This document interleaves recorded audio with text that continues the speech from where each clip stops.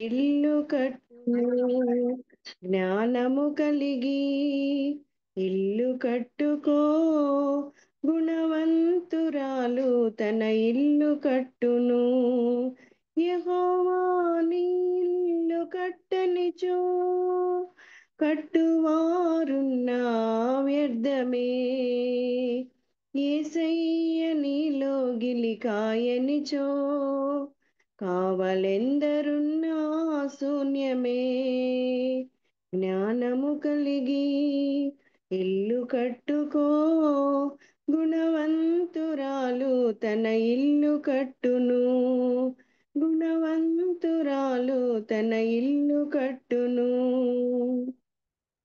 ఒక తల్లిగా ఫలించు వల్లిగా ప్రేమను పంచే ఇల్లాలిగా ఒక తల్లిగా ఫలించు వల్లిగా ప్రేమను పంచే ఇల్లాలిగా భక్తి గల పడతిగా చక్కని ఓ గృహిణిగా భక్తి గల పడతిగా చక్కని ఓ గృహిణిగా కట్టుకో ఇల్లు కట్టుకో కట్టుకో ఇల్లు కట్టుకో జ్ఞానము కలిగి ఇల్లు కట్టుకో గుణవంతురాలు తన ఇల్లు కట్టును గుణవంతురాలు తన ఇల్లు కట్టును ఒక సాక్షిగా సహకారిగా సంఘములో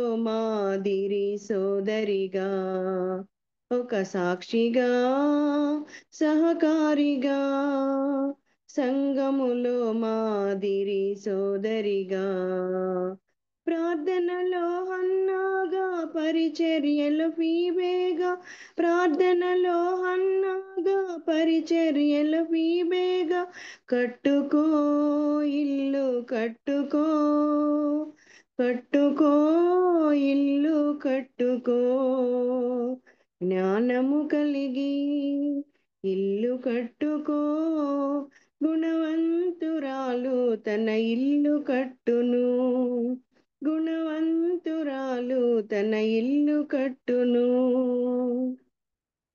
ఒక పాత్రగా మండే ప్రమిదగా మూర్ఖ జనము మధ్య పవిత్రముగా ఒక పాత్రగా మండే ప్రమిదగా మూర్ఖ జనము మధ్య పవిత్రముగా అన్నిటిలో మితముగా అందరికీ హితముగా అన్నిటిలో మితముగా అందరికీ హితముగా కట్టుకో ఇల్లు కట్టుకో కట్టుకో ఇల్లు కట్టుకో జ్ఞానము కలిగి ఇల్లు కట్టుకో గుణవంతురాలు తన ఇల్లు కట్టును యెహోవా నీ ఇల్లు కట్టనిచో కట్టువారున్నా వ్యర్థమే యేసయ్య నీలో గిలికాయనిచో కావలెందరున్నా శూన్యమే జ్ఞానము కలిగి ఇల్లు కట్టుకో గుణవంతురాలు తన ఇల్లు కట్టును గుణవంతురాలు తన ఇల్లు కట్టును గుణవంతురాలు తన ఇల్లు కట్టును వందనాలక్క అందరికి వందనాలు సిస్టర్. స్త్రీలమైన మన కొరకు మరొకసారి హెచ్చరికగా ఒకటి అర్థ సహితమైన పాట పాడి వినిపించిన కోమలి గారికి వందనాలు తెలియజేస్తున్నాను. స్త్రీలమైన మనము తల్లిగాను భక్తిగల స్త్రీగాను గృహిణిగాను జ్ఞానవంతురాలుగా గుణవంతురాలుగాను సాక్షిగా సహకారిగా సంఘంలో మాదిరి గల సోదరి వలె ప్రార్థనలో హన్నా వలె పరిచర్లో ఫీబే వలె ఒక ఘనమైన పాత్రగా మనం జీవించాలని ఎన్నో చక్కటి హెచ్చరికలు కూడినటువంటి పాటను మనకు పాడి వినిపించినటువంటి కోమలి గారికి మరొకసారి ఎస్తర్ ప్రేయర్ వారి తరపున వందనాలు తెలియజేస్తున్నాను. వందనాలు వందనాలక్క వందనాలు. ఇప్పుడు మన మధ్యలో పాట బాగుంది. వందనాలమ్మా. వందనాలు. పాట బాగుందక్క. ఇప్పుడు మన మధ్యలో ఉన్న సరళా కుమారి గారు మనకు వాక్య సందేశాన్ని అందిస్తారు.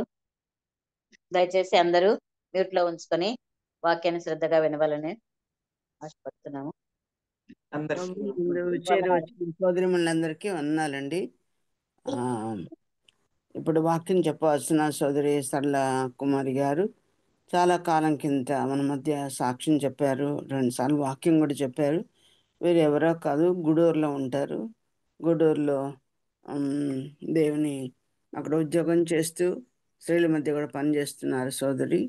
మన బ్రదర్ అసెంబ్లీస్లోనే ఉంటున్నారు. సోదరి గురించి మీకు తెలియాలంటే విజయ్ కుమారి గారని బెంగళూరు నుంచి ఎప్పుడు మనతో మాట్లాడుతూ ఉంటారు. మరి వారి యొక్క చెల్లి గారే. చాలామంది ముఖం చూస్తే మీరు కనిపెట్టగలరు. పాత వారికి సిస్టర్ వాక్యం చెప్తుండగా మీకు అర్థమవుతుంది. సిస్టర్ అందుకే చాలా రోజులైంది కాబట్టి క్లుప్త పరిచయం ఇచ్చి ఆ తర్వాత దేవుని వాక్యాన్ని పంచమని చెప్పాను. సిస్టర్ మరి కొన్ని విషయాలు మీకు గుర్తు చేస్తూ తను పరిచయం చేసుకుంటూ దేవుని వాక్యాన్ని చెప్తారు. ఒక 4-5 రోజులకి వారం అనుకుంటాను దాదాపు. ఆ సమయాన్ని తిరిగి అడిగినప్పుడు సిస్టర్ వాక్యం చెప్తాను తిరిగి ఒప్పుకున్నారు. అందుకే దేవునికి స్తోత్రాలు. సిస్టర్కి మా ఆహ్వానాన్ని మరొకసారి తెలియజేస్తున్నాం. సిస్టర్ దేవుని వాక్యంతో పాటు ముందు క్లుప్త పరిచయం కూడా ఇచ్చి ఇప్పుడు వాక్యంకి ఉపక్రమిస్తారు. వందనాలు సరళ కుమార్ గారు. వందనాలమ్మా. వందనాలమ్మా. వాయిస్ వినిపిస్తుందా? వినిపిస్తుంది, బాగా అనిపిస్తుంది. అందరికీ ప్రభునామ వందనాలు. నన్ను ఈ యొక్క సిస్టర్స్ మీటింగ్ కి ఎస్తేర్ ప్రేయర్ వారియర్స్ తరఫున నన్ను ఇన్వైట్ చేసినటువంటి అక్క గారికి, అలాగే గ్రూప్ లో ఉంటున్నటువంటి సోదరులందరికీ వందనాలు. మరొకసారి మరి చిన్న ప్రార్థన చేసుకొని బ్రీఫ్ ఇంట్రడక్షన్ ఇచ్చుకొని తర్వాత కొంతసేపు వాక్యం షేర్ చేసుకున్నాం. దయగల తండ్రి సర్వాధికారి మీకే వందనాలు, స్తుతులు, స్తోత్రాలు తెలుసు. ఈ సాయంకాల సమయం మీ పాద సన్నిధికి వస్తున్నాం. మీరు ఎంతైనా నమ్మదగిన దేవుడు, మాతో మాట్లాడే దేవుడు, మాకు అవసరమైన సంగతులు మీరు ప్రభువా అనుగ్రహించే దేవుడు. శ్రేష్టమైన ప్రతి ఈవులు మీరు మాకు అనుగ్రహిస్తున్నాం. మీకు వందనాలు చెల్లిస్తున్నాం.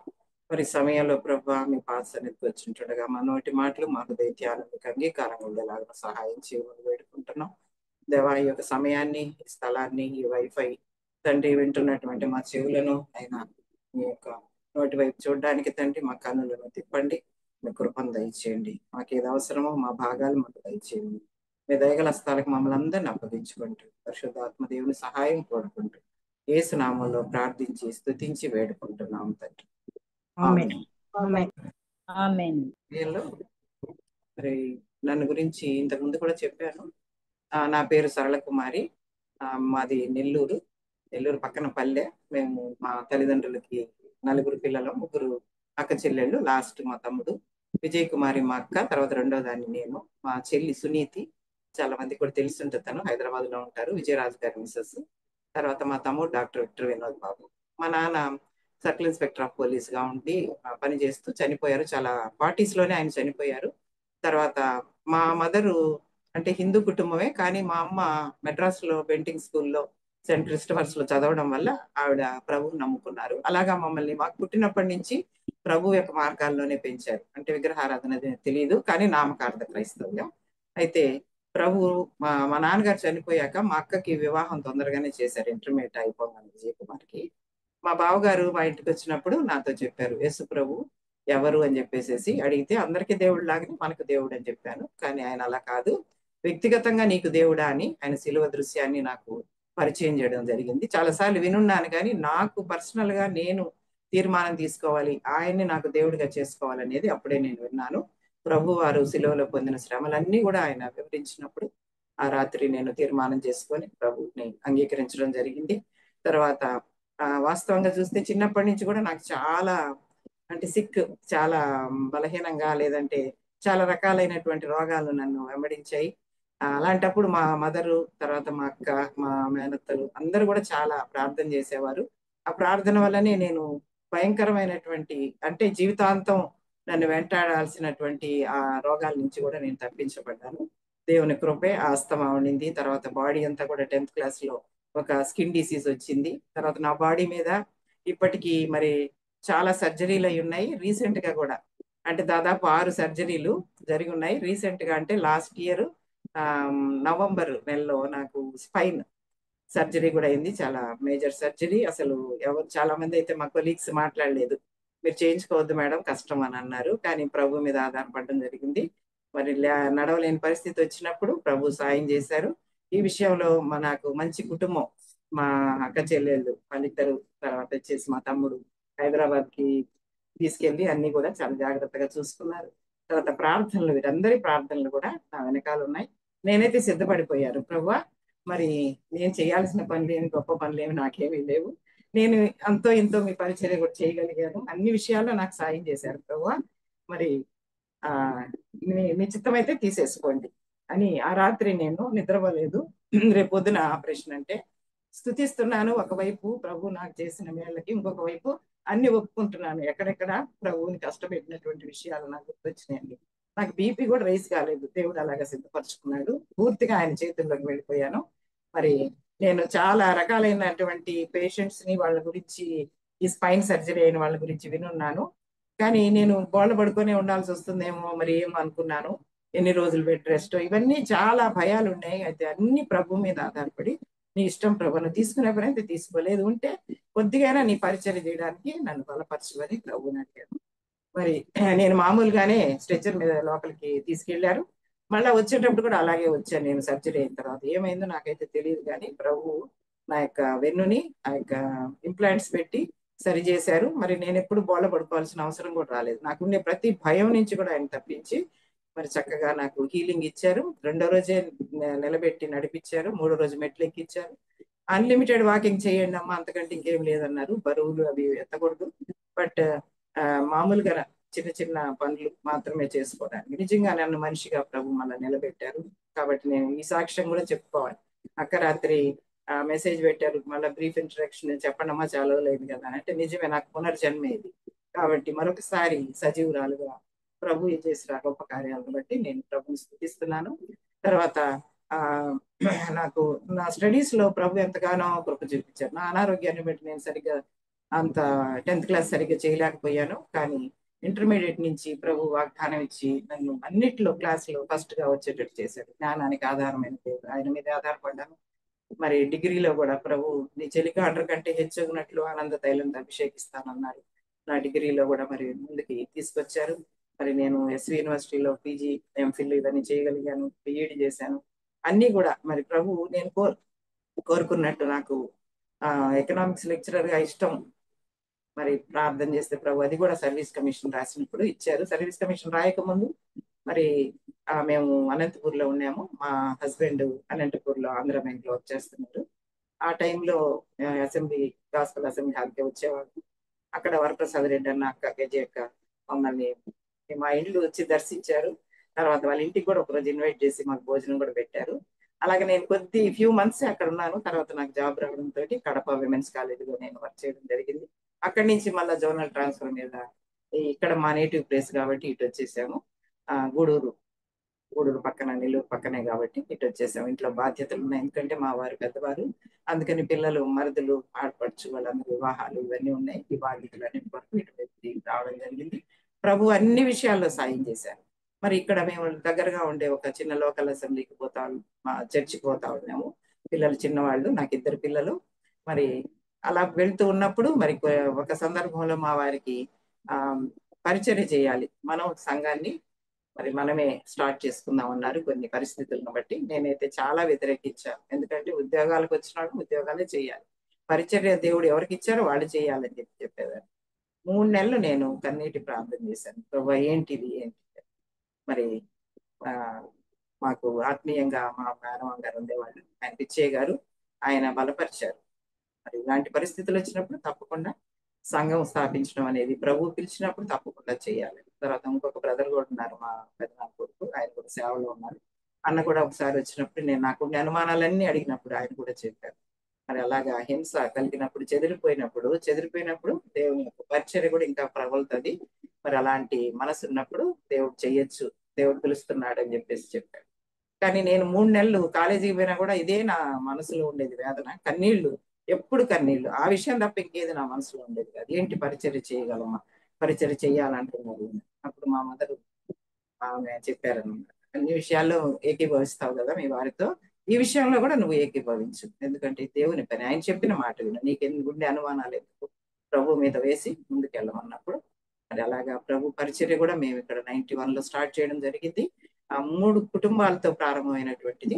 తర్వాత పక్కన విలేజెస్ అంటే గూడూరుకి ఒక 10 కిలోమీటర్ల దూరంలో ఉండేటటువంటి చిన్న చిన్న గ్రామాల్లోనే మేము ఈ పరిచర్య మొదలు పెట్టాం. కాలేజీ నుంచి రావడం, మా వారు బ్యాక్ నుంచి రావడం, ఆయన ఒక 2-3 బ్రదర్స్ తీసుకొని వెళ్ళేవాళ్ళు, నేను నాతో వచ్చే సిస్టర్స్ తీసుకొని చెరొక వైపుకి వెళ్ళేవాళ్ళము. ఎంతో ప్రభు మేము వెళ్ళిన ప్రతి చోట మాకు ఆత్మల్ని ఇవ్వడం జరిగింది. అలాగా సువార్త చెప్పాము.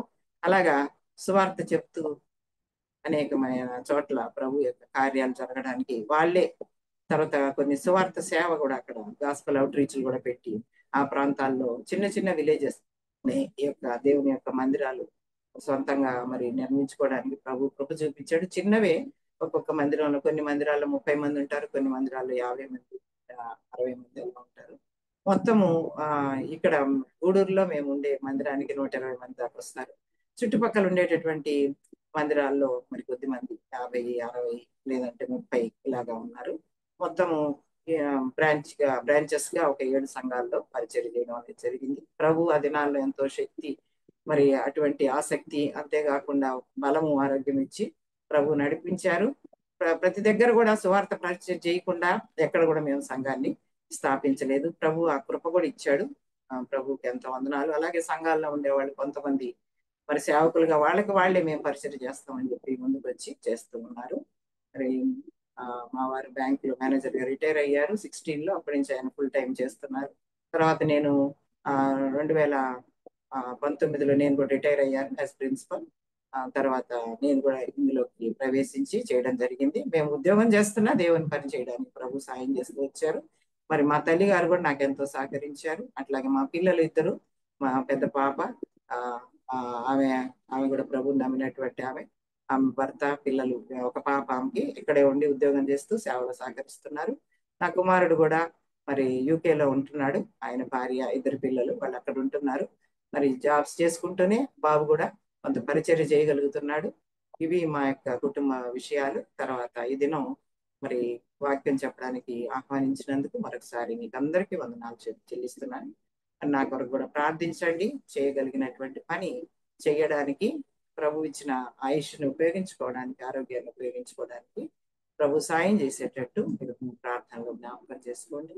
ఈ యొక్క అవకాశం నాకు ఇచ్చినందుకు మరొకసారి వందనాలు. వాక్య భాగాలకు వెళ్దాం.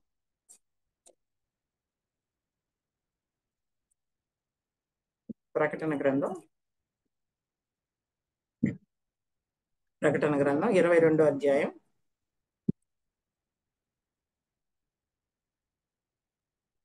ప్రకటన గ్రంథం 22వ అధ్యాయం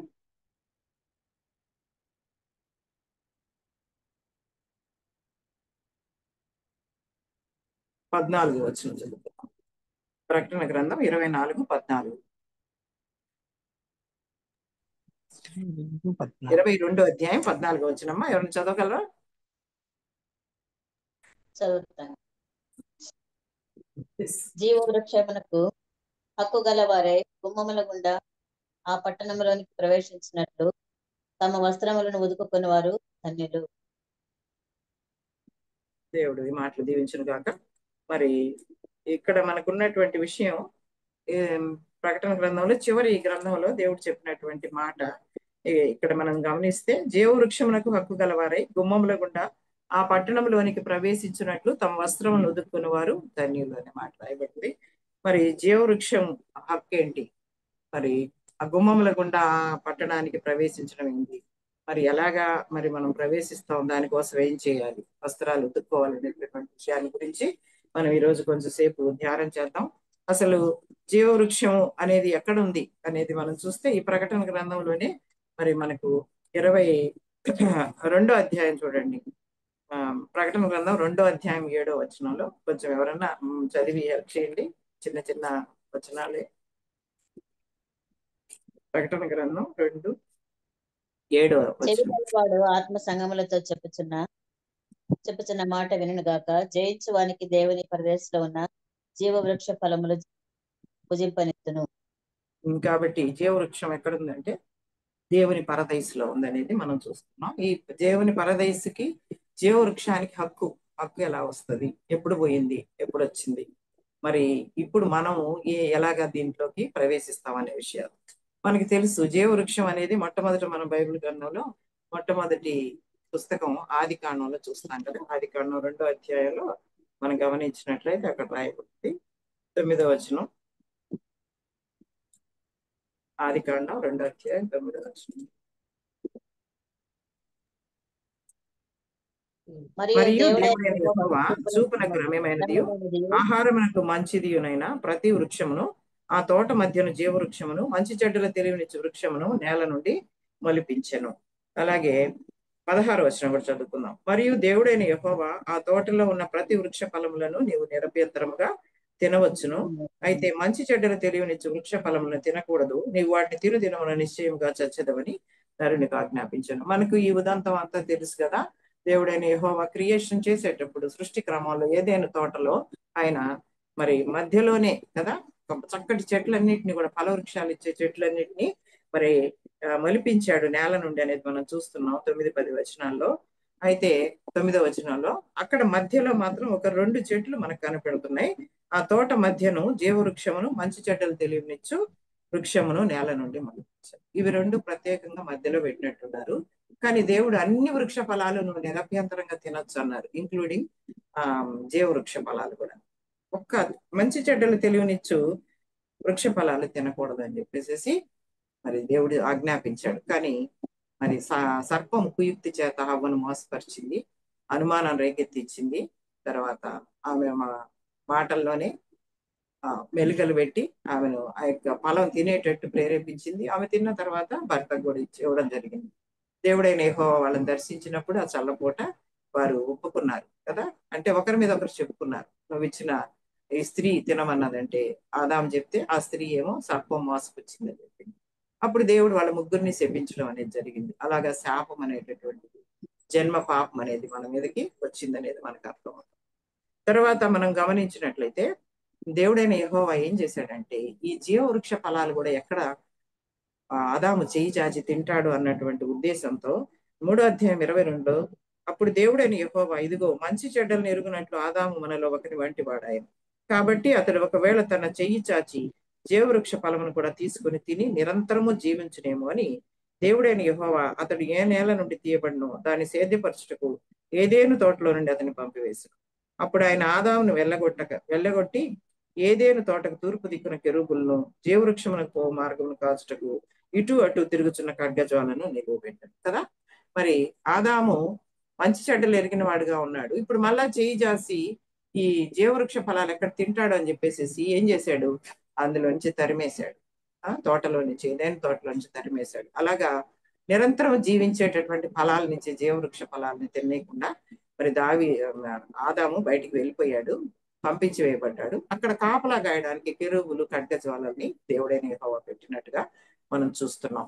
మనం ఇక్కడ గమనిస్తే అక్కడ ఆ ఏదేనులో ఉన్నటువంటి ప్రారంభంలో ఉండే జీవవృక్షము మరి ప్రకటన గ్రంథంలో పరదేశంలో ఉందని చెప్పి చెప్పబడుతుంది. ఇంకా కూడా చాలా మంది వెతుకుతున్నారంట భూమి మీద ఏదైనా ఎక్కడ ఉంది, అక్కడ జీవవృక్ష ఫలం చెట్టు ఉందేమో అని చెప్పేసి.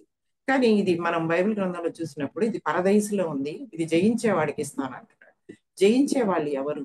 తర్వాత వచ్చేసి జీవవృక్షానికి హక్కు, ఆ రోజు పోయింది హక్కు, ఇప్పుడు మళ్ళా తిరిగి హక్కు అనేటటువంటిది తెచ్చుకున్న వాళ్ళు గుమ్మముల ద్వారా ఆ పరిశుద్ధ పట్టణంలోని ప్రవేశించేటట్లు వారి యొక్క వస్త్రాలు ఉదుక్కునే వాళ్ళు ధన్యులు అని చెప్పేసి అక్కడ రాయబడింది. యేసుప్రభువు వారు త్వరగా రాబోతున్నారు, అందుకే ఆయన రాసినటువంటి విషయాలు మనం చదువుకుంటాం.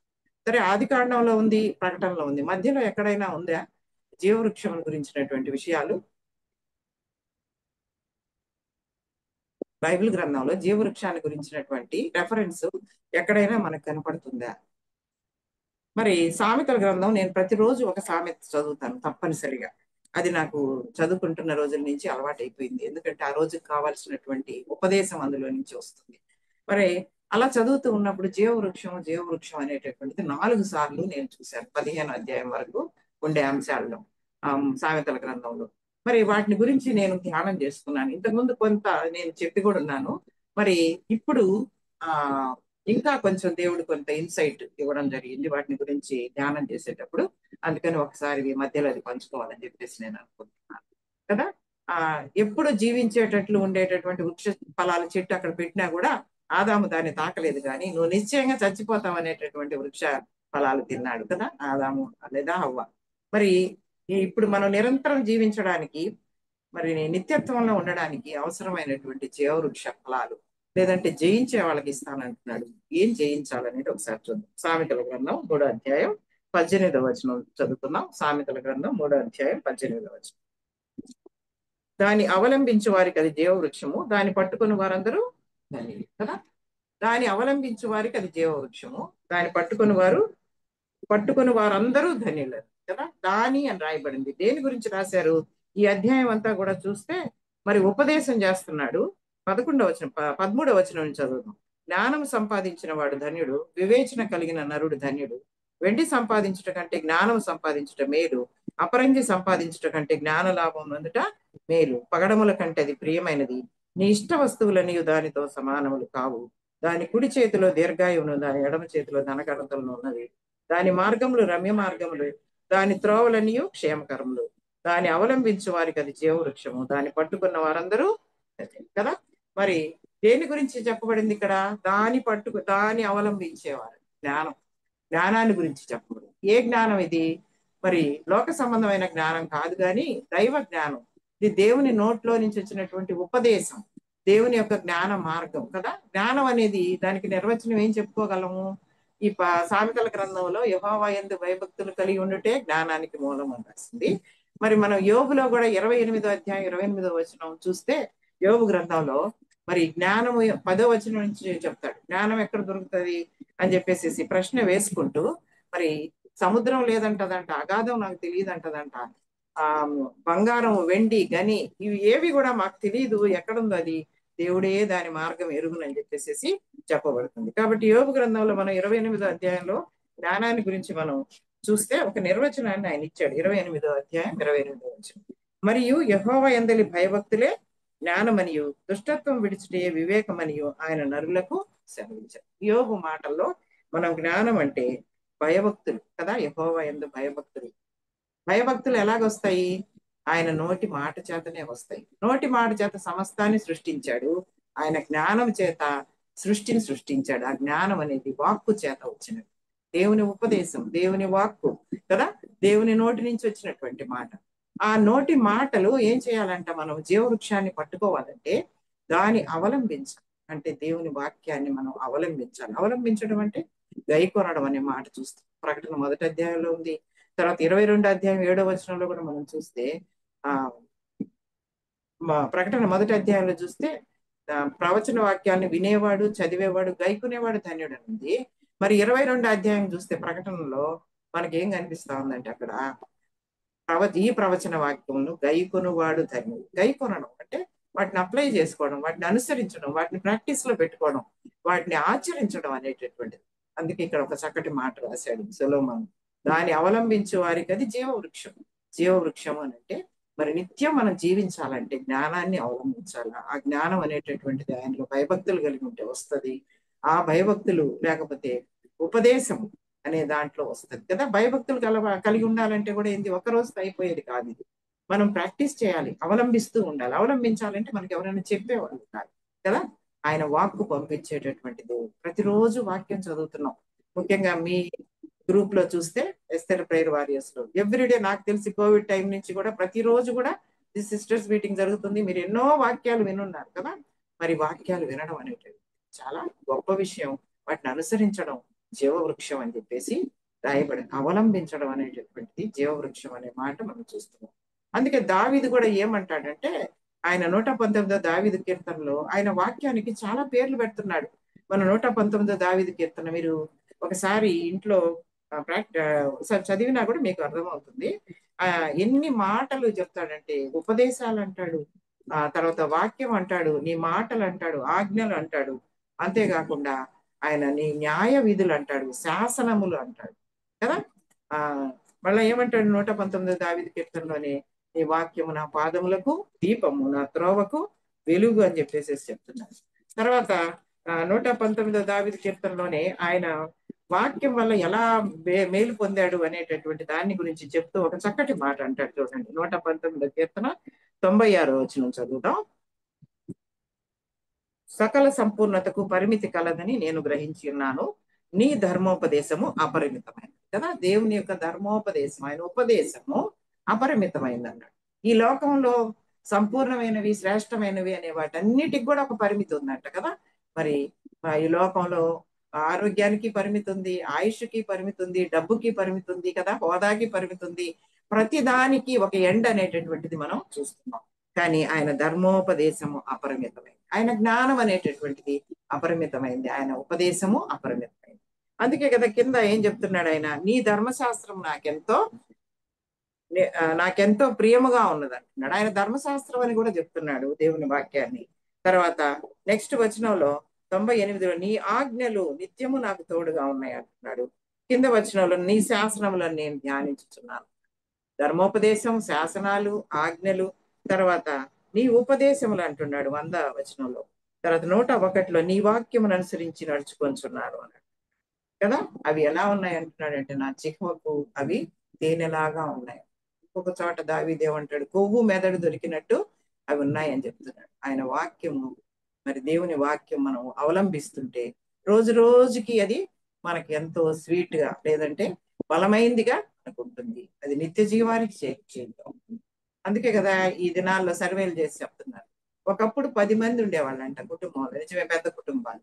10 మంది ఉండే ఇంట్లో 8 మంది దాకా బైబిల్ చదివేవాళ్ళంట, ఒకరు లేక ఇద్దరు చదవకుండా మానేసేవాళ్ళు.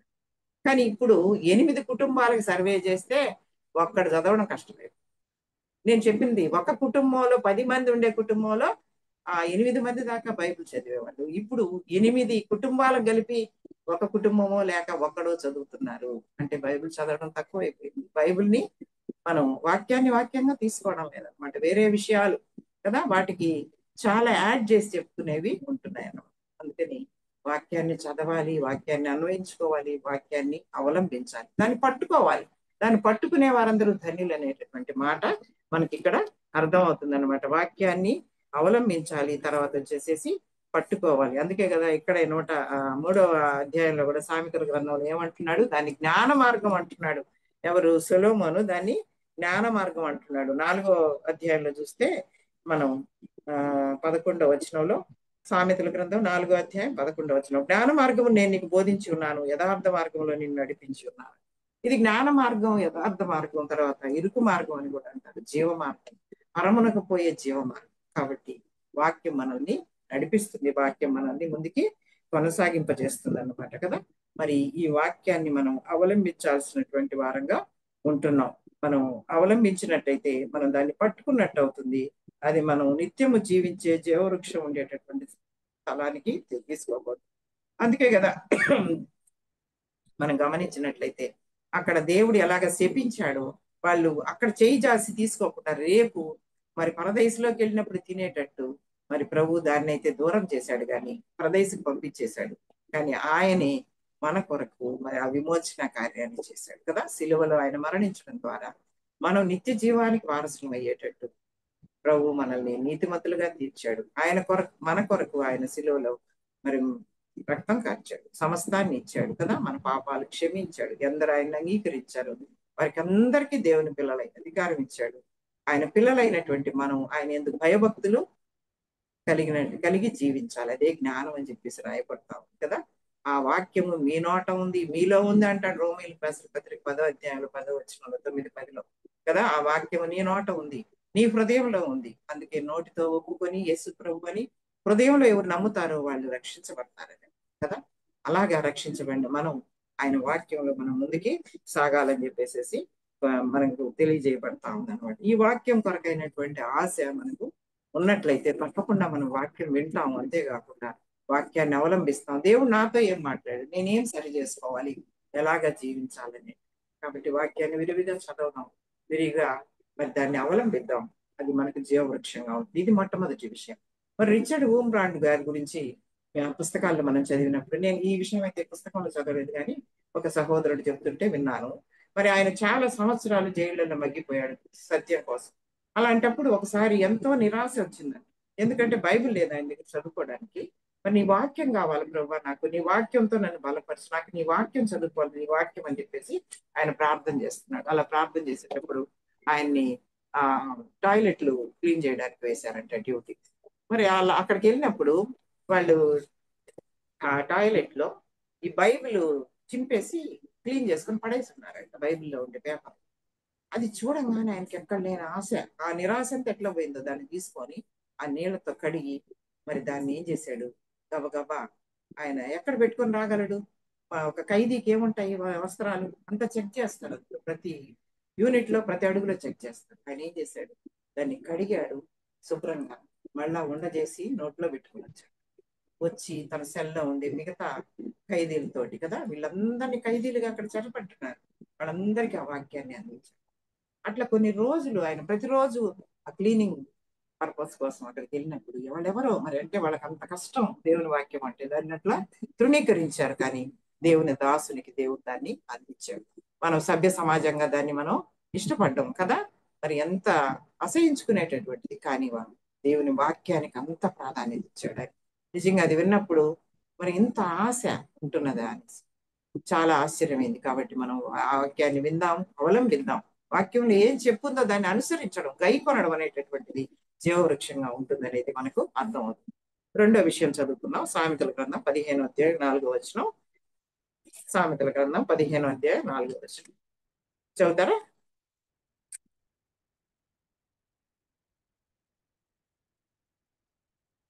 సాత్వికమైన నాలుక జీవవృక్షం. చదవమ్మా. సాత్వికమైన నాలుక జీవవృక్షము, దానిలో కుటిలత ఉండినెడల ఆత్మకు భంగము కలుగును కదా. రెండవది జీవవృక్షం సాత్వికమైన నాలుక అనేది మనం తెలుస్తాం. సాత్వికం అని అంటే ఇది ఆత్మ ఫలాల్లో ఇది కూడా ఒకటి సాత్వికం. పైన మొదటి వచనంలో చూస్తే మృదువైన మాట అనేటటువంటిది 15వ అధ్యాయం మొదటి వచనంలో మృదువైన మాట, మెత్తని అనే అర్థం వచ్చేటటువంటిది.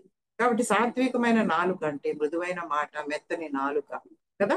మరి సాత్వికమైనటువంటి పరిస్థితి ఎక్కడుంది బైబిల్ గ్రంథంలో? మనం గమనించినట్టయితే యేసు ప్రభు అని చెప్పారు కదా, మత్తయి సువార్త 11వ అధ్యాయం 28వ వచనం మనకు తెలిసిందే. ప్రయాసపడి భారం మోయిచున్న సమస్తమైన వాళ్ళారా నా యొద్దకు రండి, నేను మీకు విశ్రాంతిని ఇస్తా అన్నాడు. 29వ వచనంలో నేను సాత్వికుడను దీన మనసు కలవాడు, నా యొద్దకు వచ్చి నా కాడి ఎత్తుకుని నా యొద్ద నేర్చుకోండి అన్నాడు. కాబట్టి సాత్వికం అనేది మన ప్రభు దగ్గరే ఉంది కదా. మరి ఆ మెత్తనైనటువంటి దేవుడు, దయగల దేవుడు, కృపగల దేవుడు, కరుణగల దేవుడు, కనికరం గల దేవుడు మనల్ని ప్రతిరోజు మరి ఆయన ఎంతో తన దయగల మాటలు కూడా మనకు వినిపిస్తున్నాడు, మనల్ని క్షమించేటటువంటి దేవుడు కదా.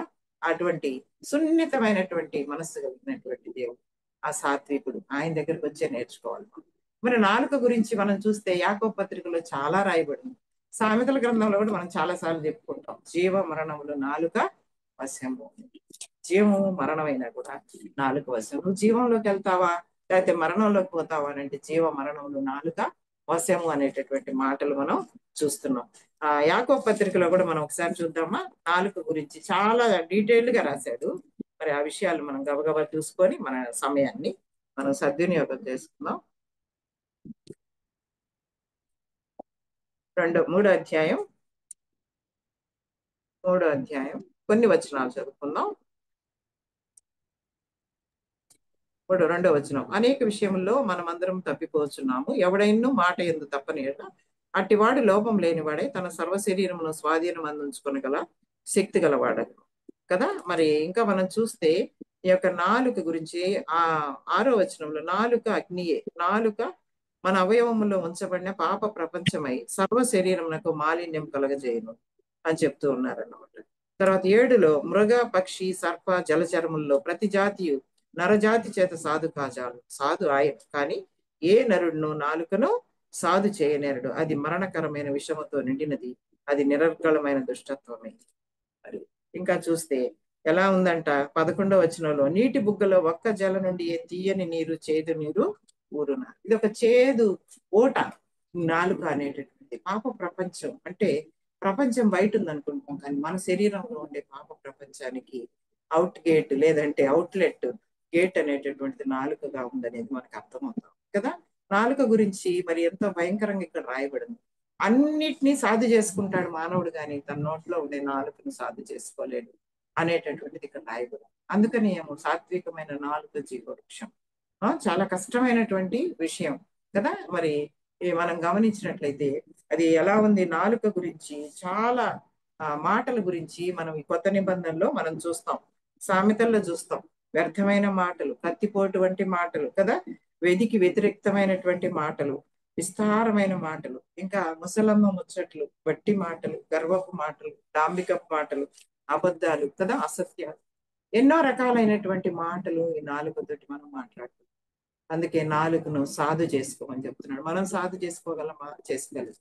మరి బైబిల్ గ్రంథంలో ప్రభు అయినటువంటి దేవుడైన యెహోవా ఒక మాట చెప్తున్నాడు, నా మోషే గురించి చెప్తూ, మిక్కిలి సాత్వికుడు, నా ఇల్లంతట్లో నమ్మకస్తుడని చెప్పాడు కదా మోషే గురించి. మరి మోషే చూస్తే ఆయన కూడా కోపిష్టి చాలా కదా. మరి అలాంటి వ్యక్తి ఎట్లా సాధుపరచబడ్డాడు? ఆయన నాలుక ఎలాంటి ఏమైంది?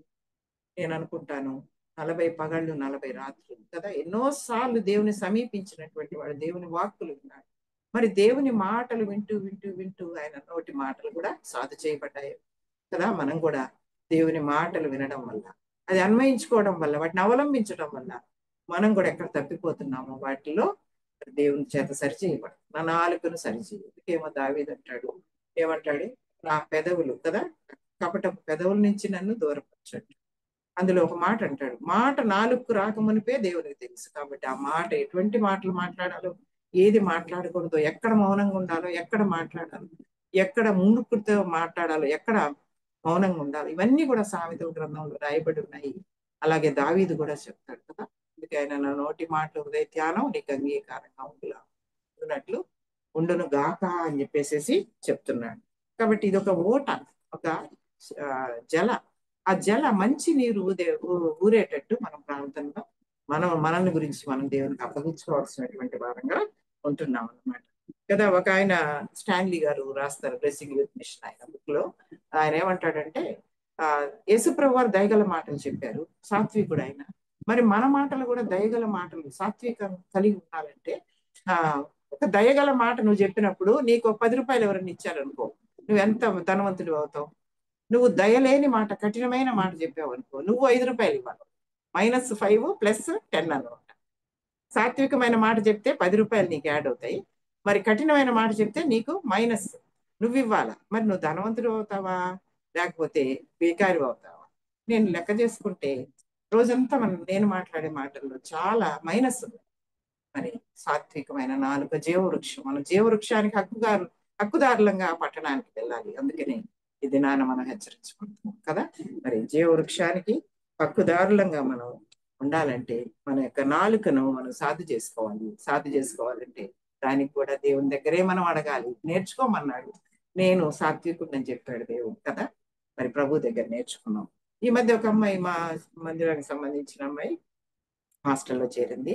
తను డిగ్రీ చదవడానికి వాళ్ళ అమ్మగారు చిన్నప్పుడు చనిపోయారు. వాళ్ళ నాన్న ఆయన తాగుబోతూ, మరి బంధువులు కొంచెం హెల్ప్ చేసి అమ్మాయిని నెల్లూరులో మంచి కాలేజీలో మంచి సీట్లో మంచి కోర్సులు చేర్చారు. తను ఎప్పుడైనా ప్రేయర్ చేయించుకోవడానికి ఫోన్ చేస్తుంటారు. ఈ మధ్య ఫోన్ చేసి మరి అమ్మాయితో మాట్లాడుతుంటే, మా బాగున్నావు, బాగా చదువుతున్నావా అన్ని అడిగిన తర్వాత, ఆంటీ నా కోసం ఒక్క విషయం ప్రార్థన చేయడానికి. ఏం విషయం అమ్మ అంటే, వీళ్ళు లేచినప్పటి నుంచి బూతులే మాట్లాడతారండి. అమ్మాయిల హాస్టల్, అమ్మాయిల కాలేజీ బూతులే మాట్లాడతారు. ఈ బూతులు విని విని నాకెక్కడ వచ్చేస్తాయి. ఇంట్లో తాగుబోతు తండ్రితోటి బాధపడిపోయింది అమ్మాయి, కానీ తను ప్రభు నమ్ముకో ఉంది. ఆ అమ్మాయి అక్కడికి వెళ్ళి ఆ మాటలు వినలేకుందంట.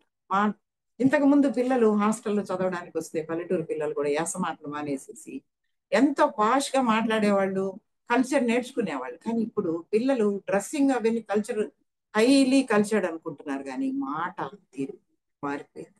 అమ్మాయి ఆ విషయం చెప్పినప్పుడు నేను చాలా షాక్ అయ్యాను. అంత మంచి కాలేజీలో చదువుతున్నారు, అంత మంచి స్టేటస్ ఉండే పిల్లలు ఎందుకు డిగ్రీ కాలేజీకి వచ్చిన తర్వాత ఆ మాటలు ఏంటి? విని విని నాకు ఎక్కడ వస్తాయో, నేను వినకుండానే ఇది చేస్తున్నాను, మాట కూడా జవాబు చెప్పను నేను, అయినా కూడా నాకు ఇది ఇబ్బందిగా ఉండాలి కదా. ఇలాంటి ఛాలెంజెస్ మన పిల్లలకు కూడా వస్తాయి కదా. కాబట్టి వారి కోసం కూడా మనం ప్రార్థన చేయాలి. తర్వాత సామెతల గ్రంథం 3వ 11వ అధ్యాయం 30వ వచనం చదువుకున్నామా. సామెతల గ్రంథం 3వ మూడవ మాట ఇది సామెతల గ్రంథం 11వ అధ్యాయం 30వ వచనం. నీతిమంతులు ఇచ్చు ఫలము జీవ వృక్షము, జ్ఞానం వాళ్ళు అది ఇతరులను రక్షించుదురు కదా. నీతిమంతులు ఇచ్చే ఫలం జీవవృక్షం అంట. వృక్షం. ఏం ఇస్తున్నాం మనం? కిందే ఉంది, నీతిమంతులు ఇతరులను రక్షించు. కాబట్టి మనం నీతిమంతులుగా ఎలా చేయబడ్డాం? ఇదేదో మన సొంత ప్రయత్నాలతో డబ్బు ఇచ్చో లేకపోతే ఇంకేదో ముడుపులు కట్టో మనకు కాలేదు కదా. మరి మనం చూస్తే రోమిలకు రాసిన పత్రిక 3వ అధ్యాయంలో ఉచితంగా ఆయన కృప వలన నమ్మువారు కదా. మరి మనం దేవుని యొక్క ఉచిత కృప వల్ల, ఆయన రక్తం వలన, విశ్వాసం ద్వారా ఉచితంగా నీతిమంతులంగా తీర్చబడ్డాం. మన యొక్క నీతి క్రియలు ఆయన సన్నిధిలో పనికిరాం కదా. దేవుని యొక్క రక్తం ద్వారా విమోచించబడ్డాం, ఉచితంగానే నీతిమంతులంగా తీర్చబడ్డాం. మరి మనం పొందినటువంటి ఈ నీతిని ఇతరులకు ఇవ్వాలి.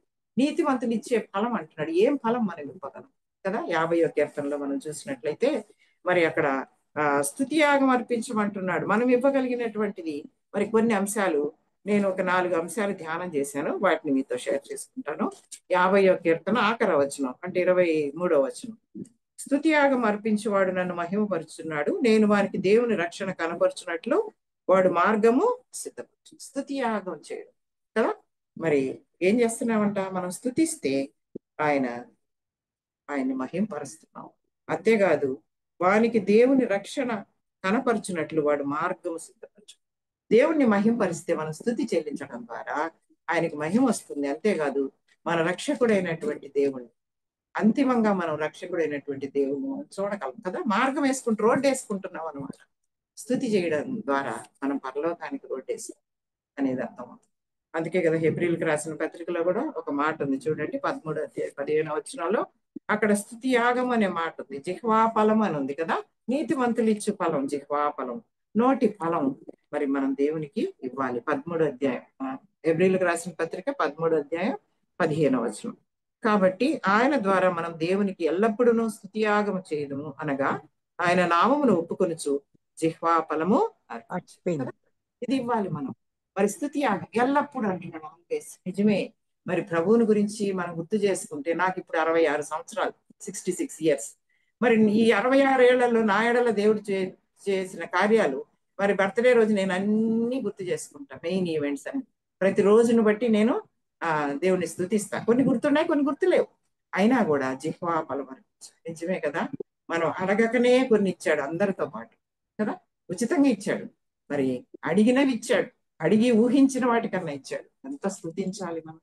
మరి జిహ్వా ఫలం అర్పించాలి. రెండో విషయం చూద్దామా. మరి రెండోది చూస్తే నీతిమంతులు ఇచ్చు ఫలము జీవవృక్షం అన్నాడు. వాటిలో మొట్టమొదటిది జిహ్వా ఫలం అన్నాం. రెండవది సువార్త ఫలం కదా, ఆత్మల ఫలం. మరి మనం చూస్తే మత్తయి సువార్త 22వ అధ్యాయంలో 1 నుంచి 10 వరకు, లూకా సువార్త 14వ అధ్యాయం 15వ వచనం నుంచి చూస్తే యేసు ప్రభు వారు సువార్తగా పంపిస్తూ, అంటే పరలోక రాజ్యాన్ని గురించి చెప్తూ, మీరు వెళ్ళి పిలవండి అన్నాడు. అంటే ఒక రాజు తన కుమారుడికి పెళ్లి విందు చేసినట్టుంది. మరి పిలవబడిన వాళ్ళని వెళ్ళి పిలవమని దాసులకు ఆజ్ఞాపించాడు. ఒక సెట్ ఆఫ్ దాసులు వెళ్ళారు. వెళ్ళి పిలిస్తే వాళ్ళు మేము రాము అన్నారు, నిర్లక్ష్య పెట్టారు. వచ్చి చెప్పారు, చెప్తే ఇంకొక సెట్ ని పంపించాడు కదా. పంపించి విందు సిద్ధంగా ఉంది, అంతా వధించబడి ఉంది, విందు రెడీగా ఉంది, రమ్మని చెప్పి మళ్ళీ పిలిస్తే వాళ్ళు సాకులు చెప్పారంట. అంటే ఈ రెండు నేను కంబైన్ చేసి చెప్తున్నాను. మత్తయి సువార్త 22, లూకా సువార్త 14వ అధ్యాయంలో ఉంది. వాళ్ళు కొంతమంది ఏమో మేము పొలం కొన్నాం చూడాలా, ఒక ఆయన ఏమో ఎద్దులు కొన్నాను 5 జతలు, ఇంకొక ఆయన పెళ్లి చేసుకున్నాను. సరే, ఇంకా మరి తండ్రి ఏం చెప్పాడంటే, వేరే దాసుల్ని పిలిచి మీరు వెళ్ళి రాజమార్గాల్లోకి పోండి, వీధుల్లోకి పోండి, కంచెల్లో కదా, మరి కనపడిన వారిని అందరినీ పిలుచుకోరా. ఎవరెవరిని పిలవమన్నాడు? అక్కడ మనం కంబైన్ చేసి చూస్తే పేదల్ని, అంగవిహీనులని, కుంటివారిని, గుడ్డివారిని, చెడ్డవారినేమి, మంచివారినేమి, పిలవబడని వారు, వాళ్ళు పాత్రలు కాని వారు, కంచెల్లో ఉండే వాళ్ళని అయితే బలవంతం చేయమంటున్నాడు. ఈ మధ్య మేము సువార్త ప్రతి ఇయర్ లో ఒకసారి సువార్త సేవకు వెళ్తాము. ఇప్పుడు చాలా ఆటంకాలు ఉన్నాయి కాబట్టి మేము కూడా ట్రెండ్ మార్చుకున్నాం అన్నమాట. ముందు ఉపవాస ప్రార్థనలు చేస్తాం, తర్వాత చివరిలో సువార్త సేవ ప్రకటించడానికి, సువార్త సేవ చేయడానికి మాకు ఇచ్చిన పరిధిలో మా సంఘాల్లోనే అక్కడ మరి ప్రార్థన చేసి వెళ్తాం అన్నమాట. వెళ్ళినప్పుడు చాలా మంది తీసుకోవడానికి ఇష్టపడతారు, కొంతమంది వద్దంటారు. వద్దన్నప్పుడు వాళ్ళని బలవంతం ఏం లేదు, నెమ్మదిగా వచ్చేసేయడమే.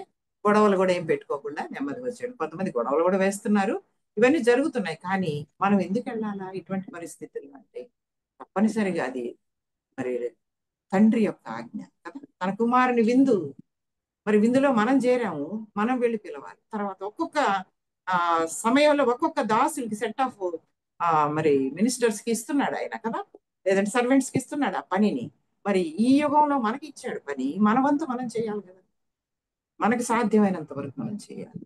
బలవంతం కూడా చేయమంటున్నాడు. ఇంకోటి ఏంటి తెలుసా, అక్కడ మనం చూస్తే లూకాసు వార్త 14వ అధ్యాయంలో ఒక స్పెసిఫిక్ గా ఒక మాట ఉంది, నా ఇల్లు నిండునట్లు. అంటే ఇంకా చాలా స్థలం ఉంది పరలోక రాజ్యం. మరి ఆ ఇల్లు నిండాలంటే మనం చెప్పాల్సిన వారు అనేకుల్ని పిలవాలి, బలవంతం చేయాలి కదా. వాళ్ళకి ఇష్టం ఉన్నా లేకపోయినా కూడా మనం చెప్పాల్సిన వారు చెప్పడం మన వంతు. మరి వాళ్ళందరూ నమ్ముకుంటున్నారంటే, నమ్మారా లేదనేది వాళ్ళ సంగతి. వాళ్ళకి ఆత్మ కార్యం జరిగించేది పరిశుద్ధాత్మ దేవుని కార్యం, తండ్రి యొక్క చిత్తం, ఇవన్నీ ఉన్నాయి. మరి అందుకని మనం చెప్పవలసింది సువార్త కదా. మరి ఆత్మల సంపాదన అనేటటువంటి ఒక్కొక్క యుగంలో ఒక్కొక్క దాసులు చేసుకుంటూ పోయారు. ఇది రిలే లాగా ఉందన్నమాట. ఒకరి చేతిలో నుంచి ఇంకొకరి చేతిలోకి, ఇంకొకరి చేతిలో నుంచి మన చేతిలో నుంచి మన నెక్స్ట్ తరానికి వీటిని అందించాల్సిన వారు కదా. మరి అందుకని సువార్త పనులు, నా ఇల్లు నిండునట్లు వెళ్ళి పిలవండి. ఇది దేవుని యొక్క మనస్సు, దేవుని యొక్క ఆజ్ఞ. కాబట్టి నీతిమంతులు ఇతరులని రక్షిస్తారు. అలాగే మూడోది క్రియల ఫలం కదా. ఏం క్రియలు? మత్తయి సువార్త 25లో మనం ఇప్పుడు చదువుకుంటూనే ఉంటాం కదా. మరి తండ్రి 2 భాగాలుగా చేస్తాడు పరలోక రాజ్యాన్ని గురించి చెప్తూ. మరి కుడివైపున ఒకరిని కదా, గొర్రెలను, ఎడం వైపున మేకలు. కుడివైపు నుండి వారిని చూసి ఏమంటాడు, మిక్కిలి అల్పులైన ఈ నా సహోదరుల్లో కొందరికి చేశారు, కాబట్టి నాకు చేసినట్టే మనం ఇచ్చే ఫలం కదా. క్రియల ఫలం, సత్క్రియల ఫలం. ఏం చేసాము అక్కడ? ఏం చేశాము? మేము చేయలేదే ప్రభు, మాకు తెలియదే, మేము ఎప్పుడు చేసాము? నువ్వు వస్తే నేను ఆకలిగా ఉన్నాను, ఆహారం పెట్టారు. నేను దప్పిగొన్నాను, మరి దాహం ఇచ్చారు. వస్త్రహీనుడిగా ఉంటే నాకు వస్త్రాలు ఇచ్చారు. చెరలో ఉంటే నన్ను చూడడానికి వచ్చారు. రోగినై ఉంటే పరామర్శించారు. పరదేశనై ఉంటే చేర్చుకున్నారు. 6 రకాలైనటువంటి విషయాలు. మరి ఇవన్నీ సత్క్రియలు కదా. మన వంతు, మన పరిధిలో మనం చేయగలిగినట్టు ఇది కూడా మన నీతిమంతులు ఇచ్చే ఫలం, జీవవృక్షం కదా. వీళ్ళందరూ రేపు అక్కడ కనపడతారు. మనమందరం ఇలాంటి కార్యాలు చేసినప్పుడు మనం కూడా అక్కడ కనపడతాం. కాబట్టి క్రియల ఫలం. తర్వాత 4వది ఇందులో నీతిమంతులు ఇచ్చే ఫలంలో యెహెజ్కేలు గ్రంథం 22:30. ఎవరైనా చదువుతారా? యెహెజ్కేలు గ్రంథం 22:30.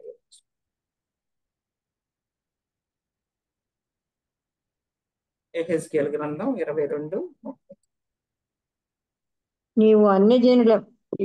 నీవు అన్యజనులతో చేసిన వ్యభిచారమును బట్టి, నీవు వారి విగ్రహములను పూజించి అపవిత్రపరుచుకున్నటను బట్టి నీకు ఇవి సంభవించును. నీ అక్క ప్రవర్తించినట్టు నీవును ప్రవర్తించు గనుక అది పాపము. సిస్టర్ 23 కదా సిస్టర్ 22:30 అండి. 22:30. Sorry okay. నేను దేశమును పాడు చేయకుండానట్లు ప్రాకారమును దిట్టపరచుటకును బద్దలైన సందులలో నిలుచుటకును తగిన వాడెవడని నేను ఎంత విచారించినను ఒకడైనను కనబడలేదు. ఈ మాట చూడండి, దేవుడు వెతుకుతూ ఉన్నాడంట. దేనికోసం? ఆయన దేశాన్ని పాడు చేయకుండా ప్రాకారాలు దిట్టపరచడానికి, బద్దలైన సందులో నిలవడానికి తగిన వాడెవడు కదా. మరి ఎవరు? వీళ్ళ కోసం ఆయన చూస్తూ, ఇప్పటికి కూడా చూస్తున్నాం. ఒక్కడు కూడా కనపడలేదు.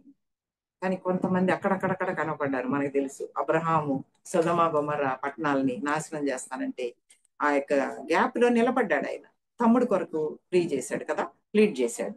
తమ్ముని కొరకు ఆయన మరి విజ్ఞాపన చేశాడు. కాబట్టి ఈ విజ్ఞాపన ఫలం మనం బద్దలైన సందుల్లో నిలబడడానికి, ప్రాకారాలు దిట్టపరచుకోవడానికి. తర్వాత ఇంకొకటి ఏమన్నాడు? దేశాన్ని పాడు చేయకుండా కదా. దేశాన్ని పాడు చేయకుండా. మన దేశం సంగతి చూసుకుంటే కూడా భారతదేశం, మరి తోమా వచ్చారు, అలానే తర్వాత విలియం కేరీ వచ్చారు. దేశాన్ని దేవుడు పాడు చేయకుండా మరి ప్రాకారాలు దిట్టపరిచిన వాళ్ళలో మనకు నెహెమ్యా కనపడుతుంది. ప్రాకారం అంటే ఇక్కడ కంచె వేసుకోవడం, మన కుటుంబాలకి, మన ఇంటికి, మన గ్రామానికి, మన చుట్టుపక్కల వారికి, మన పట్టణాలకి, మన జాతికి, మన బంధువులకి, మన స్నేహితులు ఎక్కడ మరి దీనికోసం నిలబడద్దు కదా. దేశాన్ని పాడు చేయకుండా ఉండాలంటే ప్రార్థనా పనులు కావాలి, ప్రాకారాలు దిట్టపరచుకోవాలి. మూడవది బద్దలైన సందుల్లో నిలవాలి కదా. వీటి కొరకు దేవుడు చూస్తున్నాడు, తగిన వాడు ఎవడు అనేసి. మరి మనం ఆ సమయాన్ని మనం దేవునికి ఇవ్వద్దాం కదా. ఎన్నో రకాలైనటువంటి హింసలు జరుగుతున్నాయి. ఉత్తర భారతదేశంలో మనం చూస్తే ప్రతిరోజు విమెన్ వారియర్స్ పెడుతున్నారు. మేము ఏం చేస్తామంటే 11 గంటల ప్రార్థనలో మేము ఇద్దరు సిస్టర్స్ వీటి గురించి ప్రార్థన చేస్తాం. ఎందుకంటే లిస్ట్ వాళ్ళు పెట్టేస్తారు ప్రార్థనా అంశాలు అనేవి. ఆ పర్సిక్యూషన్ రిలీఫ్ ఏం చేస్తుంది అవన్నీ కూడా పెడతారు కదా. మనం చూస్తున్నాం ఛత్తీస్గఢ్లో అయితే 11 గిరిజన కుటుంబాలను వెలివేశారు, తాగడానికి నీళ్ళు ఇవ్వలేదు. కొంతమంది చనిపోయిన వాళ్ళని కూడా పాతి పెట్టుకొని ఎన్నో రకాలు ప్రతిరోజు చదువుతున్నాం. మందిరాల్లో కూర్చో ఉంటే కూడా మత మార్పిడి చేశారు.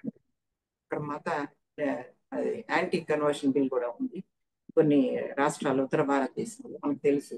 మరి వాస్తవంగా చూస్తే వాటి పరిస్థితి, అవి ఏం ఆర్థికంగా బలమైనటువంటి రాష్ట్రాలు కావు. పేదరికం ఉంది అక్కడ, అన్ని రకాలైనటువంటి మతమౌఢ్యం ఉంది, అన్ని రకాలైనటువంటి ఏమంటారు చాలా ఈవిల్స్ ఉన్నాయి అక్కడ. మరి వాళ్ళకి ఇది కూడా చాలా ఎక్కువ కదా. పాడు చేస్తున్నారు దేశాన్ని, దేవుడు పాడు చేసేటట్టు ఇలాంటి పరిస్థితులు వచ్చేసాయి. దేవుని దగ్గరికి మొర వెళ్తుంది, మరి ఆయన పాడు చేసేస్తాడు. అందుకే మనం అనేకుల కొరకు ప్రార్థించాలి. వాళ్ళు అలా చేశారు కాబట్టి వాళ్ళకి అది జరగాల్సిందేలే అనుకుంటామేమో, కాదు కదా. మంచివారిని ఏమి చెడ్డవారిని ఏమి పిలవమంటున్నాడు. అందరి కొరకు మనం ప్రార్థన చేయాల్సిన పని ఉంది. అక్కడికి వెళ్ళి హింసలు పడి మరి సేవ చేస్తున్నారు, కొట్టబడుతున్నారు, రకరకాలైనటువంటి హింసలు. బెయిల్ రావడం లేదు, సంఘాలు చెదిరిపోయినాయి, కుటుంబాలు షాటర్ అయిపోయినాయి, పిల్లలు ఒక దగ్గర, తండ్రి ఒక దగ్గర, తల్లి ఒక దగ్గర, విశ్వాసులు ఒక దగ్గర, ఊర్లోకి పోవడానికి కూడా ధైర్యం లేదు. ఇవన్నీ చదువుతున్నప్పుడు మరి మనకు ఎంతో బాధ వేస్తుంది. వీళ్ళ కొరకు మనం విజ్ఞాపన చేయాలి కదా. మా సిస్టర్స్ లో ఒక సిస్టర్ పొద్దున్నే వాళ్ళకు కూడా పర్సిక్యూషన్ రిలీఫ్ తో కలిసి ప్రార్థన చేస్తారు. తెల్లవారు 4 గంటలు, తెల్లవారుజాము మేము 11 గంటలకు చేస్తాం. ఇలాగా మనకి చాలా ఉన్నాయి. ఈ దినాల్లో ఇబ్బంది పడాల్సినటువంటి అవసరం లేదు కదా. మరి అందుకే నీతిమంతులు ఇచ్చి ఫలం జీవవృక్షం అనేటటువంటి మాట మనం చూస్తున్నాం. లాస్ట్ ఇది కూడా చదువుకొని మనం ముగించుకుందాం. సిద్ధించిన మనోవాంఛ జీవవృక్షం, ఇది సామెతల గ్రంథం 13వ అధ్యాయం 12వ వచనంలో ఉంది. 4 అంశాలు మనకు ఇక్కడ కనిపిస్తున్నాయని చెప్పాను కదా. 13వ అధ్యాయం సామెతల గ్రంథం 12వ వచనం. సిద్ధించిన మనోవాంఛ జీవవృక్షం, కోరిక సఫలము కాకుండా చేత హృదయం నొచ్చును, సిద్ధించిన మనోవాంఛ జీవవృక్షం కదా. మనకి చాలా కోరికలు ఉన్నాయి. మనిషి అంటేనే కోరికలు పుట్ట అని చెప్తాం కదా. మరి ఎలాంటి కోరికలు ఉన్నాయి దేవునిలోకి వచ్చిన తర్వాత? మరి ఆ కోరికలన్నీ తీరుతున్నాయా? సిద్ధించిన మనోవాంఛ అంటే ఎటువంటి కోరికలు మనకు నిత్య జీవాన్ని ఇస్తాయి అనేది మనం చూసినట్లయితే, మనం బైబిల్ గ్రంథంలో చాలా మందిని చూసాం కదా. యాకోబు, నీవు నన్ను ఆశీర్వదిస్తే గానీ పోనీని అన్నాడు. అప్పటికే ఆయనకు ఆస్తి 2 గుంపులు అయ్యి అంటుంది, కానీ అది నిజమైన ఆశీర్వాదం కాదని ఆయన తెలుసుకున్నాడు కదా. కాబట్టి అది ఆదికాండం 32లో ఉంది. ఆ తర్వాత దావీదు, ఒక్క వరం అడుగుతున్నాను, నీ ప్రసన్నత చూడాలని, నీ ఆలయంలో ఉండాలని చెప్పేసి, చిరకాలం యెహోవా మందిరంలో నివసించాలని. తప్పకుండా ఉంటాడు ఆయన కదా. ఆయనకి తెలుసు ఇదే కాదు దేవాలయం, ఇక్కడ భూమి మీద దేవాలయం అనేది ఎండ్ అయిపోతుంది. మరి పరలోకానికి వెళ్ళినప్పుడు కదా, ఆ మహాపట్టణంలో దేవాలయం అక్కర్లేదు, దేవుడే దానికి దేవాలయం, అక్కడ చిరకాలం ఉంటాడు ఆయన కదా. ఇటువంటి కోరికలు సిద్ధించిన మనోవాంఛ జీవవృక్షం అని రాయబడి. మరి కొత్త నిబంధనలు చూస్తే మరి మనం సుంకరి కదా, సుంకరి ఎటువంటి ప్రార్థన చేశాడు? దేవా పాపినైనా నన్ను కరుణించు కదా, నీతిమంతుడిగా తీర్చబడ్డాడు. తర్వాత యోహాను సువార్తలో మనం చూసినట్లయితే ఇంకొక ముఖ్యమైనటువంటి ప్రార్థన, లేదంటే సిద్ధించిన మనోవాంఛ, ప్రభువుతో పాటు శిలువలో ఉన్నటువంటి 2వ దొంగ కదా. ఆయనకి తెలిసిపోయింది ఇక నా పని అయిపోతుందని. యేసు, నీవు నీ రాజ్యంతో వచ్చేటప్పుడు నన్ను జ్ఞాపకం చేసు కదా. ఎంత మంచి కోరిక. తర్వాత మనం చూస్తే వీటన్నిటికంటే చాలా ముఖ్యమైనటువంటిది యోహాను సువార్త 14వ అధ్యాయంలో ప్రభు చెప్తున్నాడు, నేను వెళ్ళిపోతున్నాను, ఇంక నేను వెళ్ళిపోయిన తర్వాత మీకు స్థలాలు సిద్ధపరుస్తాను, నేను ఉండే స్థలంలోకి మిమ్మల్ని తీసుకెళ్తాను అన్నాడు. యోహాను సువార్త 14వ అధ్యాయం. కలవరపడబాకండి కదా, మీ హృదయాల్ని కలవరపడనివ్వకండి. అక్కడ ఉండే నివాసాల గురించి చెప్తుంటే వాళ్ళకి ఎవరికి పెద్ద ఇంట్రెస్ట్ గా కలగల. ఏం చేస్తున్నారు వాళ్ళు కదా. మరి వాళ్ళకి ఇంట్రెస్ట్ అనేటటువంటి కలగలేదు, కానీ వాళ్ళు ఛార్జింగ్ అయిపోతున్నట్టు. ఒక నిమిషం.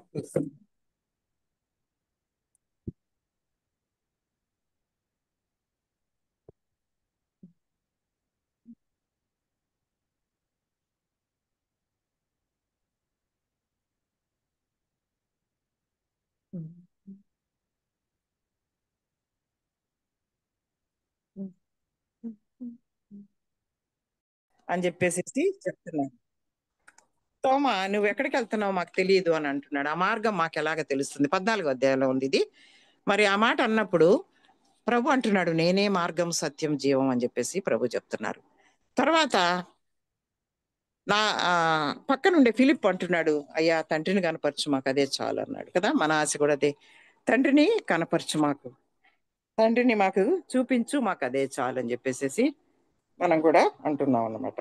మరి ఇటువంటి కోరిక సిద్ధించిన మనోవాంఛ జీవవృక్షం అనేటటువంటి మాట మనం చూస్తున్నాం. ఎటువంటి కోరికలు కలిగి ఉన్నాం మనం దేవునిలో అనేటటువంటిది మనం అర్థం చేసుకోవాల్సి ఉంది కదా.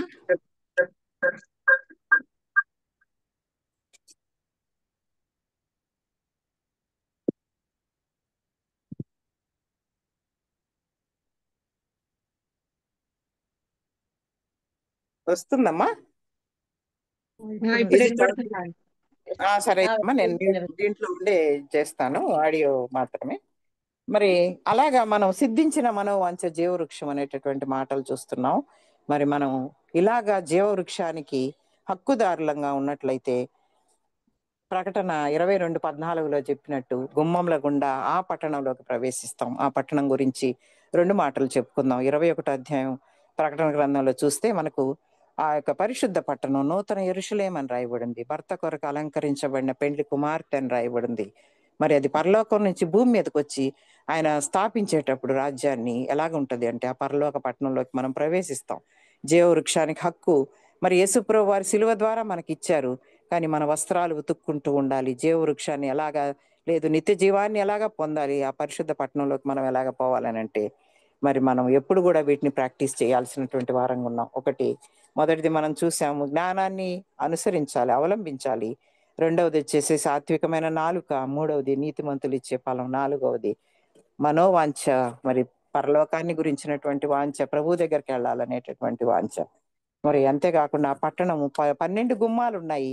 ఆ 12 గుమ్మాలు ముత్యములతో కట్టబడి ఉన్నాయి. 12 మంది గోత్రకర్తల పేర్లు దాని మీద ఉన్నాయి. 12 మంది దూతలు కూడా అక్కడ ఉంటారు. తర్వాత ప్రాకారం మీద 12 పునాదులు ఉన్నాయి అన్నారు. ఆ పునాదులు అపోస్తలుల పేర్లు రాయబడి ఉన్నాయి. మరి అది శుద్ధ సువర్ణం. అక్కడ వెలుతురు అక్కర్లేదు, సూర్యుడు లేడు, చంద్రుడు లేడు కదా, ఆయనే వెలుగు. దేవాలయం అక్కర్లేదు, అక్కడ వేదన లేదు.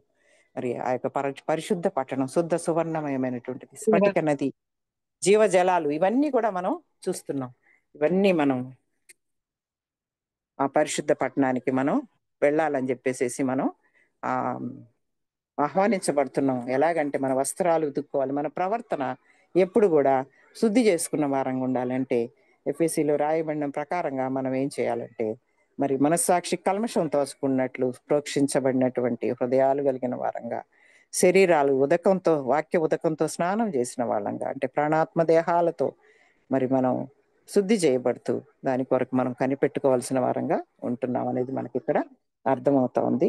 కాబట్టి ఆ యొక్క పరిశుద్ధ పట్టణానికి మనం వెళదాం. అబ్రహాము మనం దేవుడు చెప్పిన మాట విని నమ్మి వెళ్ళిపోయాడు అనుకుంటున్నాం. కానీ హెబ్రీయులకు రాసిన పత్రిక 11:10లో ఏం చెప్పబడిందంటే, దేవుడు దేనికి శిల్పి నిర్మాణకుడై ఉన్నాడో ఆ పునాదులు గల పట్టణమున కొరకు ఆయన ఎదురు చూచెను అని రాయబడింది. మనం కూడా ఎదురు చూద్దాం, అక్కడికి వెళదాం, మనం అందరం కలిసి దేవునిలో ఆనందిద్దాం కదా. మరి ఈ రీతిగా ప్రభు మనకు సహాయం చేయనట్లు ప్రార్థన చేసుకుందాం. నాకు ఈ అవకాశం ఇచ్చినటువంటి సోదరి మండలికి, ముఖ్యంగా కేజీ అక్క గారికి వందనాలు. మరి మీకు అందరికి కూడా ప్రభు నామములో వందనాలు చెల్లిస్తున్నాను. Thank you so much. God bless you. వందనాలండి.